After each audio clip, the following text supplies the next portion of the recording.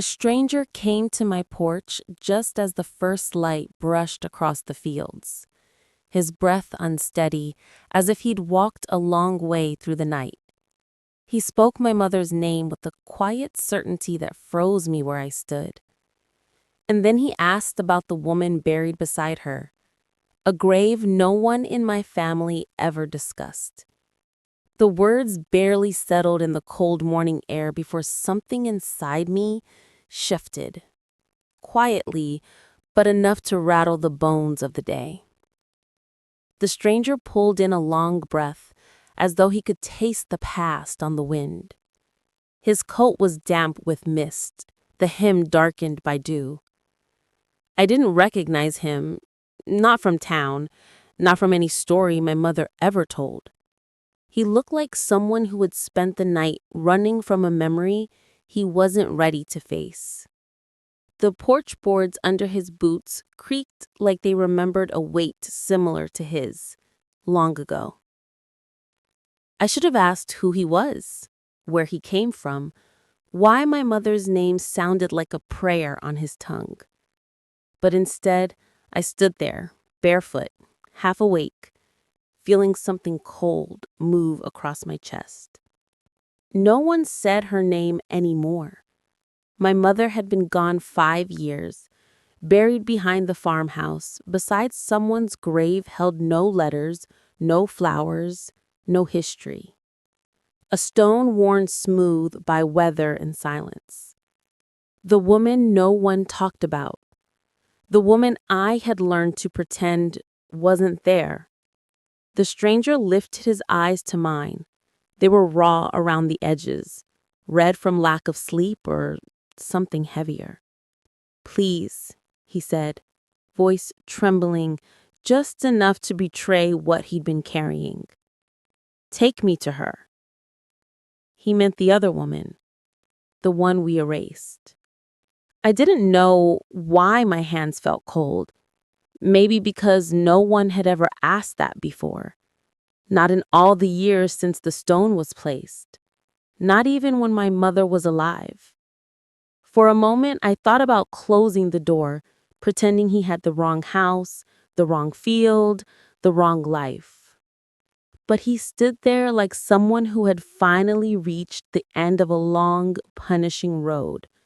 Someone who had followed a thread through darkness and found himself at my doorstep because there was nowhere else left to go. I stepped aside, just a little. The house behind me felt suddenly awake, listening. The kettle inside hadn't whistled yet, but even the silence felt different. Stretched thin, stretched tight. He didn't move until I nodded. Small, hesitant. Then he followed me off the porch, boots sinking softly into the damp earth. The path to the back field was narrow, carved by years of my mother's footsteps and mine. The early light slipped through the leaning pines, casting long, quiet shadows. He walked behind me for a while, close enough that I could hear the uneven rhythm of his breath. When he finally spoke, his voice sounded older than his face. "I've been looking for this place a long time." I didn't answer. The dirt under us grew lighter as the grass thinned, the cemetery coming into view. The stranger slowed, as if the sight of it pushed him backward. He didn't seem afraid of graves, just of what he expected to find among them. I thought about turning around, about asking him why he knew her name, why he cared, why now. But I kept walking, because some questions don't need permission to be answered. They find you when the world is quiet enough. We reached the pines. The stones lay there in their crooked rows, half swallowed by moss and years. My mother's grave, the one with the small carved dove, looked unchanged. The one beside it, the unmarked one, looked heavier than the earth around it. The stranger stopped, His breath caught, and for the first time, I wondered what he believed I was hiding.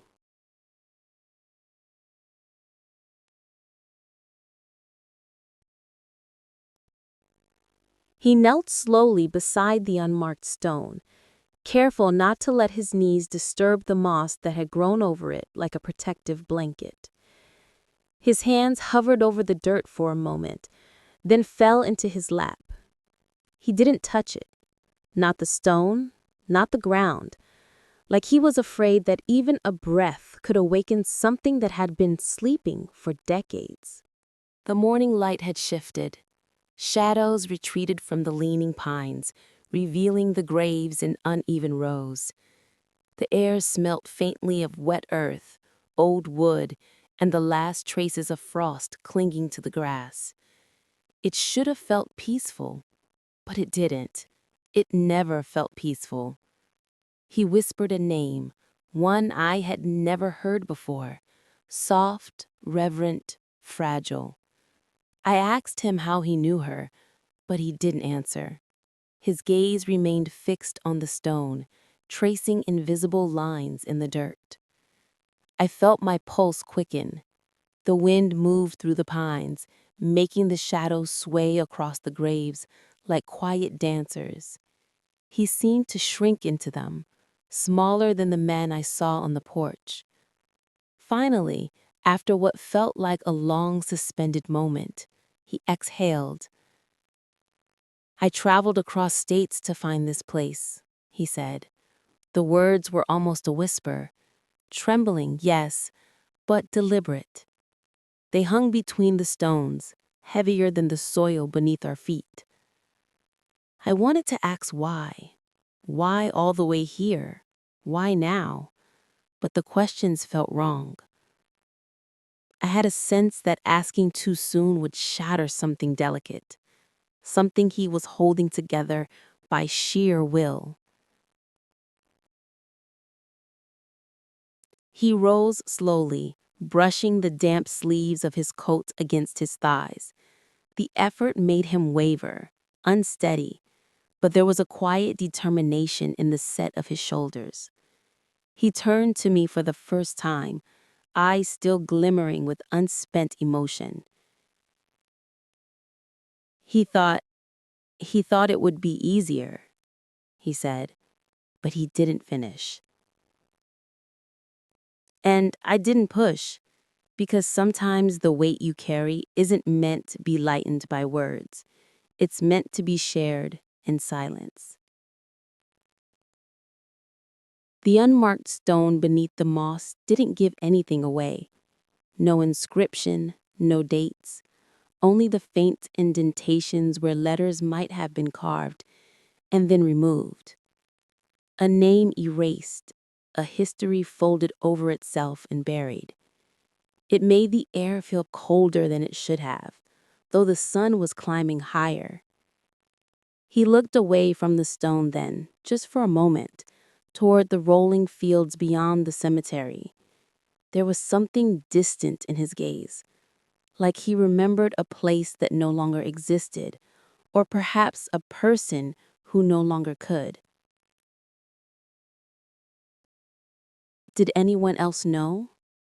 I asked softly. My voice barely carried over the grass. He shook his head.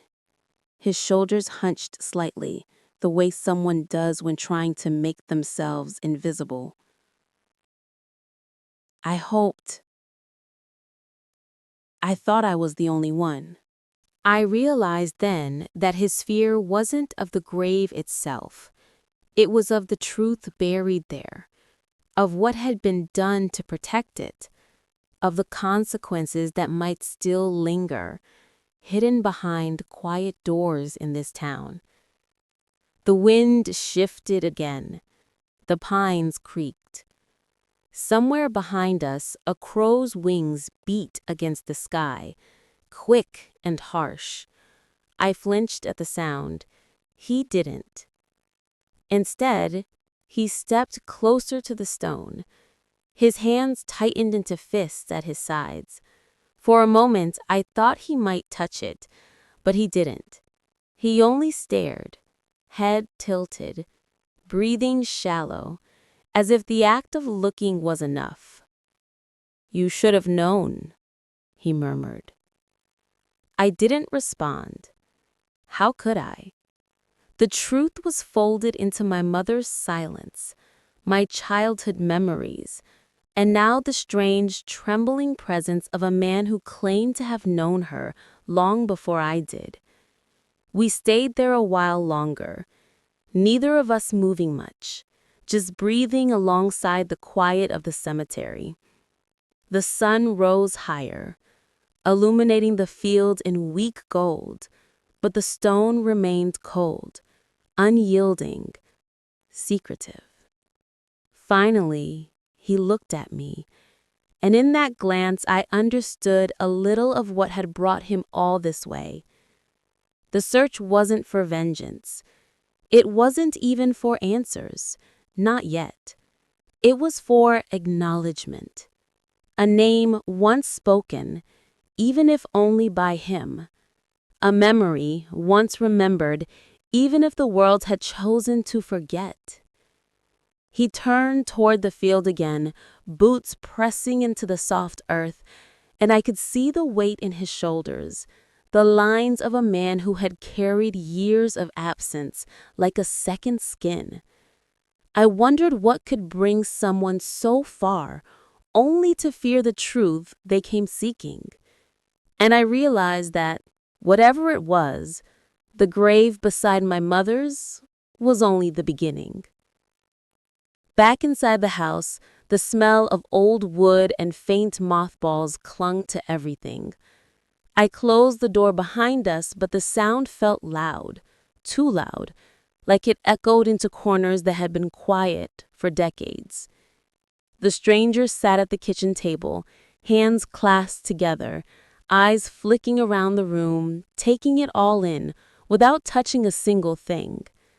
I moved through the house slowly, almost ritualistically, pulling drawers open, leafing through my mother's things, letters tied with fraying ribbon, journals stacked in careful piles, photographs fading at the edges.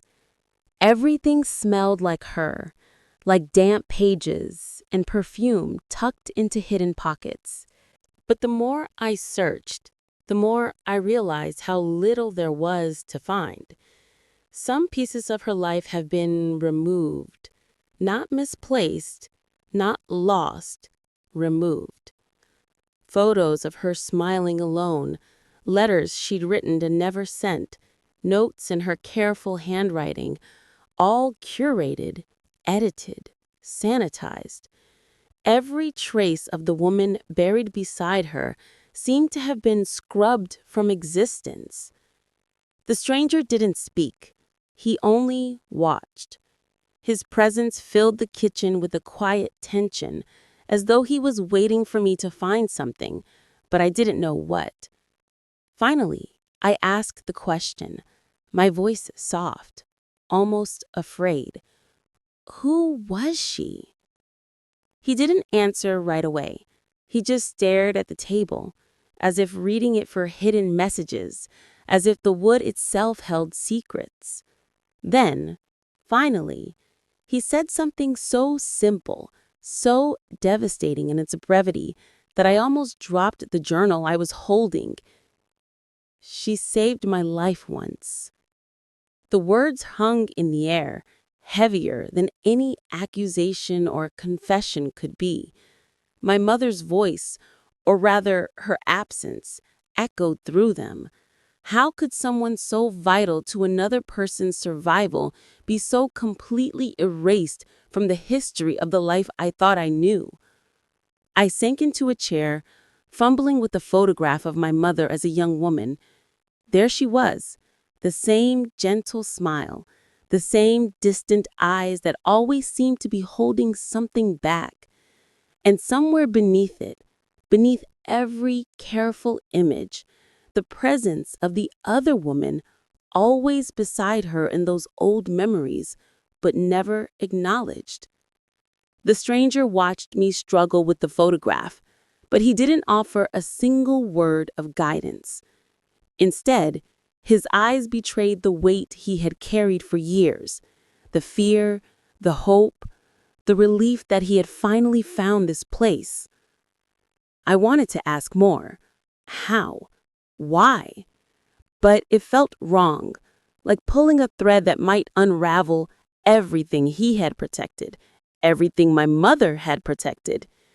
Instead, I just opened another drawer, finding a stack of letters I had never seen. They were addressed to no one, signed with initials I didn't recognize. The handwriting was firm, deliberate, and familiar all at once. I could feel my mother's mind moving through each curve of the ink, carefully shaping words that were meant to be hidden, meant to vanish if discovered. He leaned back slightly, a shadow across his face, his hands unclasped, then rested on the table again, knuckles white. He wasn't impatient, just waiting. Waiting for me to realize something I hadn't yet. I did. The woman buried beside my mother wasn't just a shadow in our family story. She was real, alive in memory, dangerous to remember, but necessary. And my mother had protected her so well that even I, her daughter, had no idea she existed. The thought made the room smaller, tighter, the air heavier. I could almost hear the walls listening, storing every detail, every hesitation. Finally, I asked again, my voice shaking slightly, almost breaking. Why hide her? The stranger's answer was just a whisper, fragile, as if the weight of years had compressed it into a single breath. Because some truths, they can't survive unless someone keeps them safe. I sat there, staring at the neat stacks of papers, photographs, and letters, realizing that my mother had spent her life carefully erasing everything that might harm the people she loved. And now, here was a man standing in my kitchen trying to reclaim something my mother had sacrificed to protect. And I understood, in that quiet, relentless way that truths often arrive, that I was standing at the edge of a story much larger than myself, one that my mother had buried, and one I might now have to uncover. I found the box in the back of a closet, tucked beneath a stack of old blankets. It was wooden, small, unassuming, and smelled faintly of cedar and dust. I lifted the lid slowly, half afraid that whatever waited inside might unravel the quiet life I had built after my mother's passing. Inside was a collection of photographs, each one yellowed at the edges, a few loose letters, and a notebook with pages curling under the weight of time. But one photograph caught my eye immediately. It was my mother, younger, standing beside a woman I didn't recognize at first, but something about her posture, the subtle tilt of her head, the half smile hovering on her lips, made my chest tighten. I knew instinctively that this was the woman buried beside my mother. The stranger leaned over my shoulder. His eyes softened, but there was a flicker of pain there too. "That's her," he said simply. I looked up at him, expecting some explanation, some detail, but he shook his head. "Not yet," he said. His voice was low, careful, as if speaking too soon might break the fragile frame of memory he had carried across states. I studied the photograph again. My mother, the woman beside her, there was a quiet intimacy, in the way they leaned toward each other. Not quite friendship, not quite family, but something heavier, something unspoken that the world had been kept from knowing. I wanted to ask him what it was, what bound them together, but the words died in my throat. The silence felt sacred, like intruding could undo everything. He reached toward the photograph, fingertips hovering just above the edges, and then pulled back. His hand trembled slightly. She had to disappear. For a time. For all of your sakes. I looked down at the photo again, tracing the faint smile of the woman beside my mother. How could someone so important, someone so alive in my mother's life, be reduced to a shadow, to a name scratched out on a stone? He didn't answer my unspoken questions. Instead, he gestured toward the rest of the room. Your mother wasn't who you thought she was. And this is only the beginning. The room felt smaller suddenly, the air heavier. The walls seemed to lean in, as if listening. Every item in the box, a letter, a photograph, a journal page, was a fragment of a life meticulously protected and hidden, a life that now pressed against the edges of my understanding. I traced the spine of one of the letters, faded ink, careful handwriting, words I couldn't yet read without the weight of context. He watched me with an intensity I didn't fully understand. He saved people, not just me, but others too. And your mother, she helped her, more than you know. I swallowed hard. My hands shook slightly as I held the photograph. The world I had thought I knew, the one built from childhood memories, quiet dinners, and the gentle cadence of my mother's voice, was fracturing. Beneath the surface, there had always been another story, one carefully hidden, carefully protected. I didn't know whether to feel anger, awe, or grief. Perhaps all three. The photograph remained in my hands, a frozen moment of a life erased. He cleared his throat. Before we go any further, I need to know how much danger still lingers. Who else has been watching? Who else knows? And just like that, the weight of the house pressed in. The quiet objects, the soft sunlight through the windows, the dust motes dancing like tiny ghosts. All of it became a stage for a story I had never been allowed to see. I realized in that instant that uncovering my mother's secrets wasn't just about understanding the past. It was about stepping into it, about holding it carefully, knowing some truths could cut deeper than any grief I had known. The photograph stayed in my hands, my mother and the woman beside her, smiling faintly, their lives intertwined in ways I would spend the next days, and perhaps years, trying to understand. And the stranger, quiet now, waited for me to take the next step. He told me about the storm first, not the one outside our farmhouse now, but the one decades ago, a night the town rarely spoke of. Rain fell like silver knives, lightning splitting the sky, wind bending the trees to its will. I met her that night, he said, voice low, almost reverent.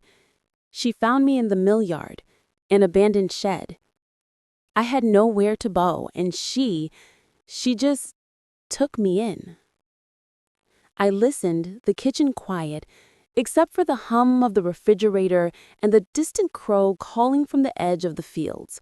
The story felt impossibly vivid, though it happened long before I was born. I could see the storm, hear the roar of it, feel the cold that seeped into bones.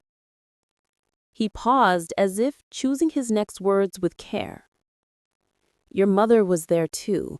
She didn't leave her side, not once, for hours. I remembered the nights I had seen my mother sitting by the window during storms, silent, still. I had thought she simply enjoyed the rain, the way it drummed against the roof. But now I realize those nights had been something else entirely. She disappeared after that night, he continued, his eyes darkening. Vanished. The woman vanished. And your mother, she went with her for days. No one knew where they were. I wanted to ask why. Why leave the world behind for days on end? But the answer was more complicated than any question could contain. The house seemed to shrink around us as he spoke, the air thickening with the weight of things unsaid. They returned, he said. Neither spoke of where they'd been, or what they'd done, or who had been looking for them. The silence after that stretched long. Outside, a light drizzle began to tap against the windows, faint and persistent. It was a ghost of the storm he described, a memory reborn in droplets on the glass. I don't understand, I said softly. Why would they go? Why would they hide? He shook his head slowly. Some dangers, some people are better left unnamed.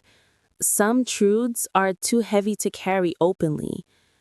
I thought about the unmarked grave behind the house, the faint letters scraped away, the careful absence of acknowledgement. And now I understood, in part, why.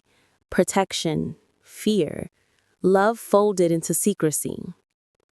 I traced the edge of the photograph I had found, my fingers trembling slightly. My mother had carried the storm, and the woman beside her, quietly, without complaint.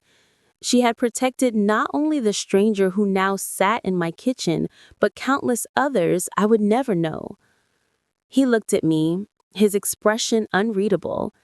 I've been trying to find her for years, to see if she was safe, to make sure the danger passed.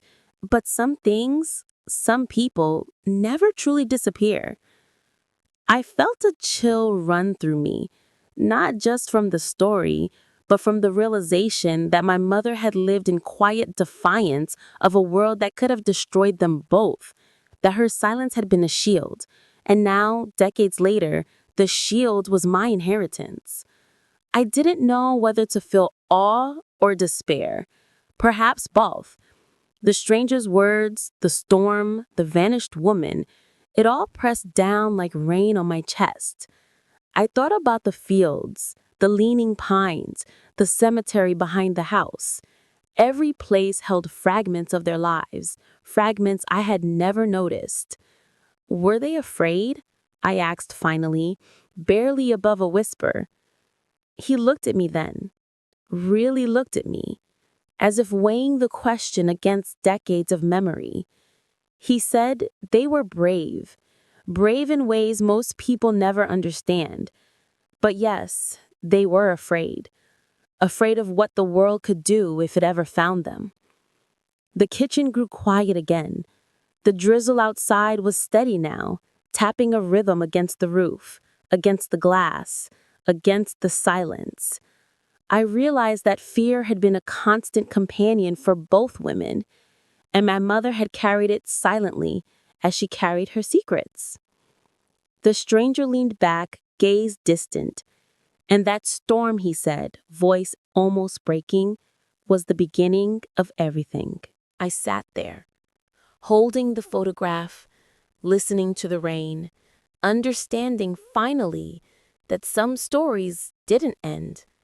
They only unfolded, quietly, in the spaces between memory and silence.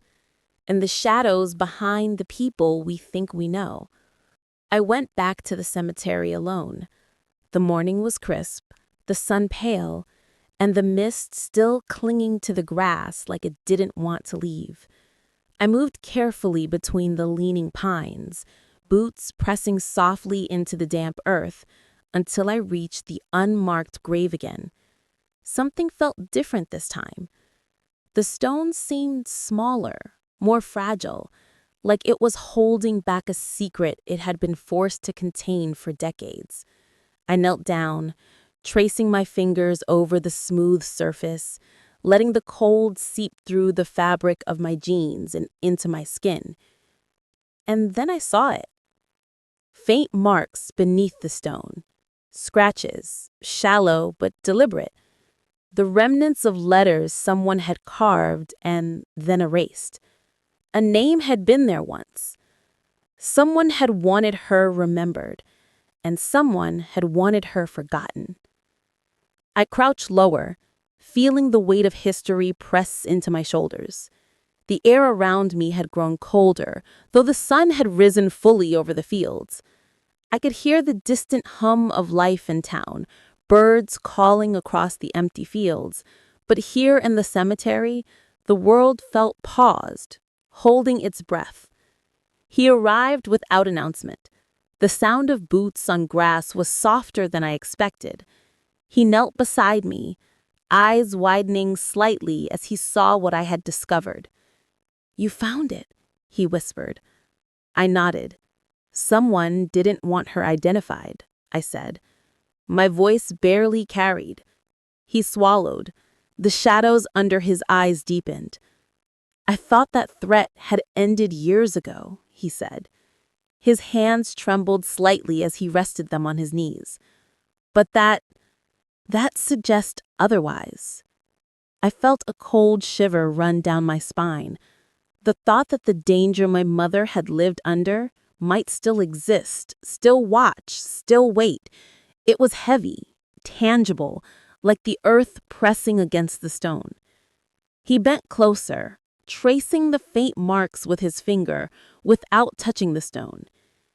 He said, "Someone was following her," voice low. "Someone who had a reason to erase her entirely, to make her disappear." I swallowed. My mother had protected her all those years. She had carried the weight alone. And now, decades later, the erased grave suggested that danger hadn't disappeared at all. I traced the faint lines again, trying to imagine the name that had been there. The letters scraped away. The identity wiped clean. It made the air feel heavier than before. He stood slowly, hands brushing against his coat. "We need to be careful," he said. His voice carried a new edge, something almost fearful. "They're still out there, watching, waiting." I wanted to ask who? Who could have been powerful enough, patient enough, to erase a life so completely, but the question felt too dangerous to speak. It was already lodged between us, a shadow threading through the morning light. I stepped back from the stone, the marks fading under the sun. My fingers still tingled from touching them, as if the memory had imprinted itself on my skin. He turned toward me then, expression tight, voice quiet but urgent. "She didn't vanish by accident. And your mother? She knew what was at stake." The words sank slowly into me. The calm, measured life I had assumed after her death now felt fragile, almost false. My mother had lived with a threat I couldn't see, a danger buried in the silence of a small town. And now, that threat was tangible again, whispered in the scratches beneath the stone. We stood there a long time, neither of us moving much, just breathing in the cold, listening to the faint rustle of leaves in the wind, feeling the weight of a name that once existed and now did not. Finally, he spoke again. "We have to find her story," he said. "The truth isn't gone. It's just hidden." I nodded, though my hand still trembled slightly. The unmarked grave had become a starting point, not an ending. And somewhere beneath its quiet weight, my mother's secret, the life she had tried to protect, the woman she had saved, was waiting to be uncovered. The attic smelled of dust and forgotten years, a mixture of mothballs, old wood, and the faint tang of rain that had crept through the roof. I climbed the narrow stairs carefully, each step creaking like it remembered every foot that had passed before mine. I found the ledger hidden beneath the floorboards, tucked behind a loose plank. Its leather cover was worn, edges frayed, corners curled. Opening it released a faint puff of dust, particles dancing in the dim light filtering through the single attic window. Inside, neat columns of numbers and dates filled the pages, but they weren't the only thing that mattered. Two distinct sets of handwriting, interwoven across the years. My mother's careful, measured script, and the other woman's, looser, hurried, almost urgent. The entries told fragments of a story, helping someone, hiding someone, protecting someone, reassuring, planning, waiting. I traced each line slowly, realizing that what I held was more than a ledger of accounts. It was a record of lives saved, a chronicle of secrecy. The stranger leaned over my shoulder, eyes scanning the pages as though each number, each word, was a map to a memory he had long feared lost. He paused at a page that made his knuckles whiten around the edge of the ledger. "She was trying to expose him," he said quietly. His voice trembled slightly. "A man who preyed on vulnerable girls in neighboring towns. Your mother, she helped her gather evidence." I could feel the room tighten around me. The attic suddenly felt smaller, heavier. My mother had been part of something I never imagined, something dangerous, something necessary. He continued, "She disappeared before she could finish. And your mother, she stayed silent, stayed hidden, to make sure none of it came back to hurt anyone else, to make sure you'd be safe." I ran my fingers over the ledger's pages, imagining the hands that wrote them, the careful planning, the fear, the courage. My mother had carried more than I could have known, balancing the life of another woman against the safety of her family. He looked up at me then, face tight. When she vanished, she was close to revealing his name. That was the moment everything shifted. Your mother's silence wasn't just discretion, it was protection, a shield. The air in the attic felt heavy, the dust motes drifting slowly in the muted sunlight. I realized, for the first time, the weight of the legacy my mother had left me. Not the home, not the kitchen, not the small routines of life, but a story, a hidden battle, carried silently for decades. I asked him, my voice barely audible, did she fear he would come after me? He nodded slowly, swallowing hard. She did. And now, that's why you have to know, why you have to see everything, so you can decide. The ledger felt heavier in my hands, not because of the paper, but because of the lives it recorded, the truths it contained, the dangers it hinted at. Each entry was a fragment of a secret war, fought quietly, invisibly. and with consequences that stretched into the present. I closed the ledger slowly, almost reverently, as though I could seal the danger and courage together in its cover. But the truth didn't stay hidden. It pressed against the walls of the attic, against the dust, against me. The stranger moved to the window, looking out at the overgrown yard, the leaning pines, the distant cemetery. "We have to find where she went," he said finally. "We have to trace the path she took, the place she hid. There are pieces of her story waiting, still." I nodded, understanding that the attic, the ledger, and the secrets within them were not the end. They were a map, a warning, and a call to step further into a story I had been shielded from, a life my mother had protected with everything she had. I held the ledger close, feeling the weight of the past in my hands, and I realized that uncovering the truth wouldn't be easy or safe, but it was necessary. Because some stories, no matter how deeply buried, find a way to surface. And now, it was our turn to follow them. We drove in silence. The road stretched thin beneath the tires, bordered by tall grass that pressed against the edges of the old rusting mill. The sky hung low, heavy with clouds that promised rain, and the wind carried the scent of wet earth and forgotten memories. The mill had been abandoned for years. Its brick walls were crumbling, windows broken, machinery rusted and silent. The stranger moved carefully through the shadows, hands brushing lightly against metal rails, as if retracing the memory of someone who had lived here decades before. Inside, the space smelled of oil, mold, and decay. A blanket lay folded in a corner, stiff with age. An empty lamp rested on a splintered shelf. A metal box sat half buried beneath dust, corners dented, latch slightly corroded.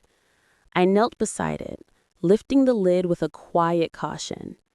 The contents, notes, maps, a partially burned journal, felt like echoes of a life that had been paused mid-step. The final page ended abruptly, the ink smudged where fire had kissed it but not consumed it. He crouched next to me, tracing the half-burned letters with his fingertips. His breath was steady, but his jaw was tight, knuckles pale against the metal edges of the box. "She ran," he said softly. "She didn't leave by choice. She left because she had to, because the danger, it was too close." I imagined the woman moving through the mill, hiding, watching, planning. The fear that had pressed her into shadows decades ago was palpable even now, lingering in the corners like dust motes caught in sunlight. I noticed a small symbol etched into the floorboards near the corner of the room. A simple mark, almost invisible, like a sign left for someone who knew what to look for. He saw it too. His eyes flickered with recognition. "She left messages," he murmured, "for those who would follow her, for those who needed to know." We moved slowly through the space, careful not to disturb the echoes that seemed to hang in the air. Every step, every glance, felt like stepping through someone else's memory. The mill was more than abandoned. It was alive with the weight of things unsaid, dangers faced, decisions made in silence. I picked up a map, its edges frayed, dotted with faint notes in two different handwritings. My mother's, precise and deliberate. Hers, hurried and sharp. They marked locations, safe houses, paths, and warnings. I realized then that the life my mother had led was intertwined with this woman's in ways I could barely comprehend. He finally spoke again, voice low, almost reverent. This was her world for a time, her sanctuary, her prison. The journal half burned in the box revealed fragments of plans, sketches of faces, lists of names. There was urgency in the scrawled lines, a sense of someone trying to outrun something invisible but relentless. He looked at me, eyes grave. She had to disappear. And your mother, she stayed behind, keeping the world from noticing, keeping you safe. That was her choice. I traced a finger over the map, feeling the weight of decisions made long before I was born. The mill, the maps, the box, they were not just relics. They were warnings, testaments, pieces of a puzzle that had been hidden under layers of secrecy and sacrifice. The air shifted as the wind blew through broken windows, carrying the distant scent of pine from the cemetery back home. I realized that the woman had been clever, careful, always one step ahead. She had survived by vanishing, but not without leaving breadcrumbs. And now, those breadcrumbs had led us here. We left the mill quietly, carrying the journal and the box. The stranger's expression was unreadable, but I could feel the tension, the memories pressing against him as if the mill itself had breathed them into his bones. As we drove back, the world outside seemed ordinary, indifferent, unaware of the hidden threads we had touched. But I knew the story had changed. The past wasn't quiet anymore. It was watching us. The stranger finally spoke the words I had been dreading, the ones that tied the past to the present in a way I couldn't ignore. The man the woman had tried to expose, he wasn't gone. He hadn't vanished. He was someone respected, untouchable in the town, someone whose face I had seen at the market, whose voice I had heard at the post office, whose presence had lingered longer than it should. I felt the blood drain from my face. Recognition came too late, but it was absolute. The same polite smile, the same firm handshake, the same eyes that measured everything and everyone. "He's still here," the stranger said softly, voice low, careful. "He hasn't left. He has influence. He has reach, and he's dangerous." I didn't move. The air seemed to thicken around me, pressing in, tight and heavy. My mother had carried this knowledge silently, shielding me from a man I had greeted unknowingly, whose gaze had lingered just a fraction too long in casual conversation. "He's watched over the years," the stranger continued. "He knew she was trying to expose him, and he knew anyone close to her could be in danger. That's why your mother stayed silent. That's why she kept everything hidden." I felt my stomach twist, fear mixed with the kind of awe I couldn't name. My mother had lived in quiet defiance, balancing courage against the ordinary life I had assumed was all there was. And the woman, her companion, her friend, her partner in secrets, had risked everything to reveal a truth that could have toppled power. "Why did you come?" I asked, voice trembling. "Why risk yourself?" He hesitated. Then he said, "Because she saved my life, and I promised her I would see this through. I didn't know it would bring me here, to this house, to you. But I couldn't let the story end with silence." I thought about all the pieces, the unmarked grave, the ledger in the attic, the half-burned journal at the mill, the maps, the letters. Each one carried fragments of danger and courage, traces of lives lived in shadows. And now all of it converged in this small farmhouse, in this quiet town, in the space where I thought safety had always existed. "I'm not safe," I whispered, more to myself than to him. "No," he admitted, "but you're not meant to be. Not yet. Understanding what happened is the only way to carry it forward without becoming another hidden victim." I sat silently, letting the words sink in. My hands gripped the edge of the kitchen table, knuckles white. Every ordinary object, the faded curtains, the chipped countertop, the kettle that hadn't yet whistled, felt suddenly charged with the weight of memory, vigilance, and danger. He leaned back slightly, watching me but not intruding. His gaze softened almost painfully, and for a moment, he seemed younger, less worn by years of carrying threats and secrets. "You'll see him soon enough," he said finally. "You'll understand how much courage your mother carried, how much danger she avoided, and why she stayed silent all these years. I swallowed. I could feel my pulse in my ears, the quiet of the house pressing against my thoughts.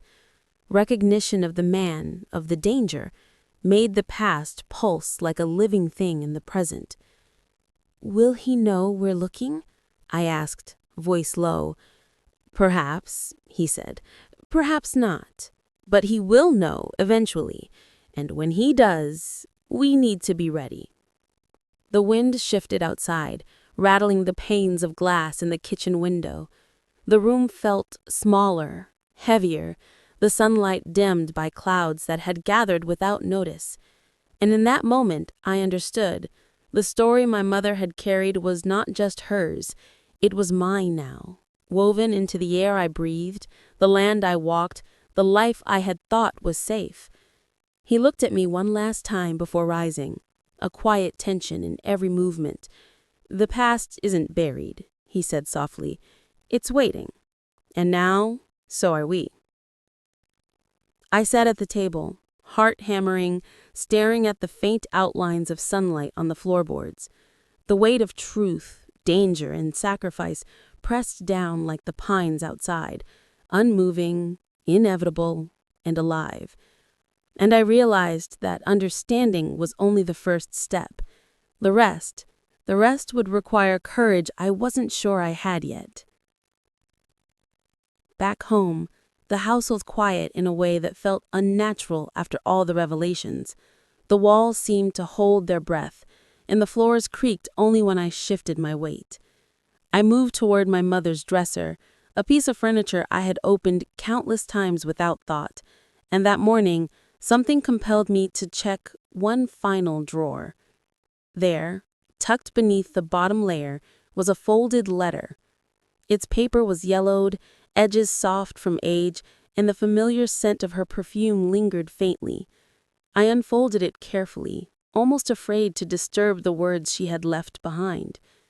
Her handwriting was deliberate, elegant, and precise, yet beneath it I sensed tremors, hesitation, care, love. She addressed no one directly, and yet every sentence felt meant for me. She wrote of apologies for the life she had kept from me, of the silence she had maintained to protect me, to shield me from dangers I could not have understood. Her words spoke of the woman buried beside her, not as a shadow, not as a secret, but as family, not by blood, but by choice. She had hoped that someday I would understand why some truths had to remain hidden until the world was ready. I could feel her fear in each line, her awareness of forces that had never touched my life, but had shaped hers entirely. And then, in the final sentence, she left the line that made my chest tighten. "If he ever comes asking for her, you must decide what part of the past you're willing to carry." I read it again, slowly. My fingers trembled. The weight of her trust, the inheritance of knowledge and danger pressed against me. She had given me a choice, a responsibility, without ever naming it aloud. I thought about the stranger, the maps, the journal, the mill, the ledger, all of it tied to a story my mother had carried silently, quietly, and courageously. A story that had endangered others, that had demanded secrecy, and that now demanded action from me. I wondered what part of the past I was willing to carry. The courage, the fear, the knowledge, the risk. Her letter spoke of sacrifices made, of lives hidden and preserved. She had chosen silence, had protected the woman beside her, had protected me, and in doing so, had shaped the boundaries of my world without my consent. The house felt smaller now, as if the letter itself had pressed down on the floors and ceilings, compressing decades into a single, fragile message. The air seemed heavier, charged with the echoes of choices made, dangers avoided, and truths carefully concealed. I folded the letter slowly, pressing it to my chest. The act felt intimate, a conversation I had never had with her, but one that carried more weight than any spoken words ever could. The stranger watched quietly from the kitchen table, his hands folded, eyes steady. He didn't intrude, didn't speak. He only waited. And I realized that the waiting was for me, for the moment I would decide what I would carry forward. I set the letter down gently and looked out the window toward the cemetery behind the house. The pines swayed, shadows lengthening as the sun shifted in the sky. 2 graves lay there, one unmarked, one known, both holding the weight of decades of silence, courage, and secrets. I thought of the woman, the one who had disappeared, and my mother, the one who had stayed behind to protect her. Both had carried memories, dangers, and sacrifices too heavy for ordinary life. Both had trusted me, unknowingly, to see the truth and decide what to do with it. But the next morning brought a fresh perspective, and I felt in that quiet moment that the world was waiting for me to step into a story my mother had protected, a story that was larger than me, larger than the town, larger than any secret that had ever been buried in shadow. I realized then that the past had never truly left us. It had been woven into the house, the land, the graves, the letters, the ledger, and the maps. And now it pressed forward, asking me to choose, to step into it, or leave it buried. The next morning arrived like a mirror of that first morning. Pale light stretched across the fields, brushing the tops of the pines, spilling through the thin mist that clung stubbornly to the ground. The air smelled faintly of damp earth and grass, and for a moment the world seemed still. Suspended between night and day, between memory and reality. We walked toward the cemetery together.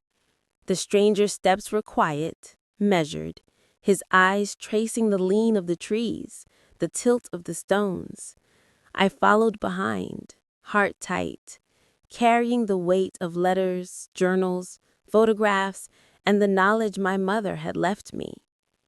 2 graves awaited, my mother's, the woman's, side by side, their quiet presence heavy and insistent. The unmarked stone now felt almost alive beneath my fingers. The faint scratches I had discovered earlier, a testament to a story almost erased but not entirely forgotten. The stranger stood beside me, his gaze steady on the graves. "She didn't disappear," he said softly. "She was protected, hidden, sacrificed, to keep the truth alive for those who would find her, for those who would carry it forward." I knelt briefly, touching the earth with my hands, cold, solid, real. The ground beneath my fingers held decades of silence, bravery, and fear. I could almost feel their presence in it, the woman and my mother, lives intertwined, choices made in shadows to preserve what mattered most.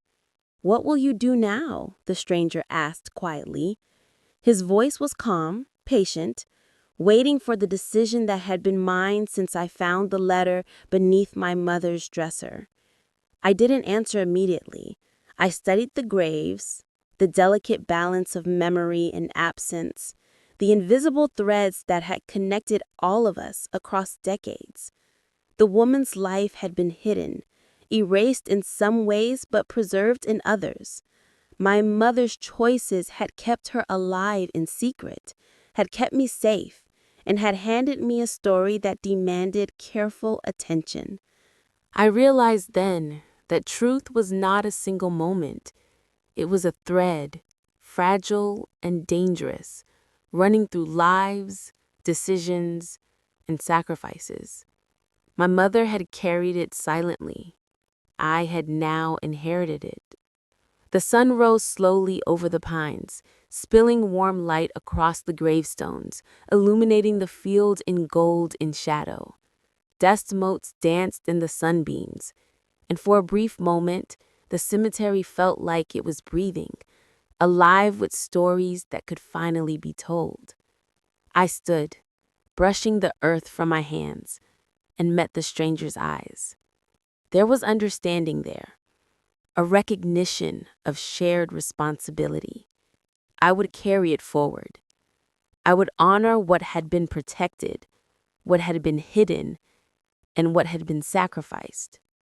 The world will know eventually, he said softly. But for now, we protect, we preserve, we remember. I nodded.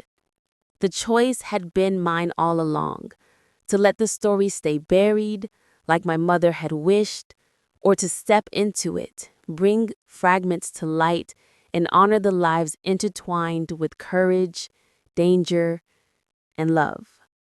I felt the wind shift, carrying the scent of pine, grass, and distant rain across the fields. The graves seemed quieter now, peaceful, their secrets momentarily at rest. But I knew the story would continue, carried forward by those who had the courage to step into it. I took a deep breath, feeling the air fill my lungs, and whispered to the morning, to the graves, to my mother and the woman she had saved. I will carry it. The stranger remained silent beside me, the weight of history shared between us, and as the sun rose fully, the light spilling across the fields, I understood the fragile, dangerous thread that had been left in my hands. The world waited beyond the pines, patient, quiet, ready, and I was ready too.